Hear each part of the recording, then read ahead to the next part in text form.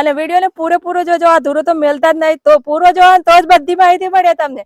ચાલો આજે આપણો સ્વિમિંગ પુલ તૈયાર કરવાનો છે. જો અને કુદરતે પણ સાથ આપી દીધો છે, એટલે કે તડકો નથી. જો અમારી સાથે છે આજે સુરત દાદા, હે ને? તો ચાલો આપણે શું કરવાનું પેલું ખબર છે? બધી માટી કોરેથી આપણે પેલા સરખી કરી લઈએ.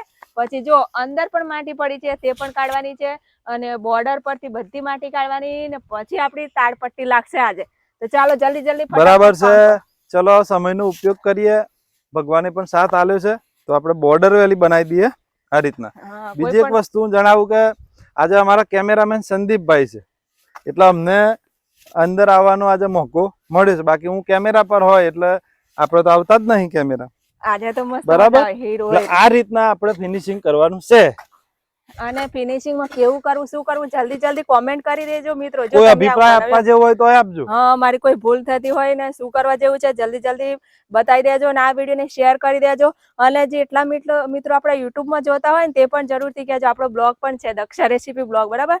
અને વિડીયો ને પૂરેપૂરો જોજો, અધૂરો તો મેલતા જ નહીં, તો પૂરો જોવો તો જ બધી માહિતી મળે તમને. પછી કહેવા દક્ષાબેન ઓમ કર્યું તેમ કર્યું, એ નહીં, પૂરો જોવો. ચાલો આની અંદર આપણે તાડપત્રી મારવાની છે, પણ બધું સાફ તો કરવું પડે ને, કે ફાટી જાય. બરાબર. અને આનો ઉપયોગ સ્વિમિંગ પુલ આપણે નામ આલ્યું છે, પણ એકલું નાહવાનું કે એન્જોય કરવાનું નથી. આ બાજુ જોઈ શકો છો શાકભાજી છે, બરાબર. શાકભાજી ખો અને તાજા રહો. પાણી ઘણી વખત અહીંયા આગળ અમારે નહીં મળતું, એટલે આ સ્ટોરેજ કહેવાય.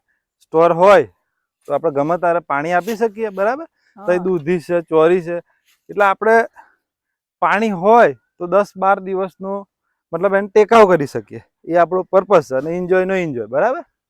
ચલો આપણે ફટાફટ આનું કામ પૂરું કરીએ. ચાલો.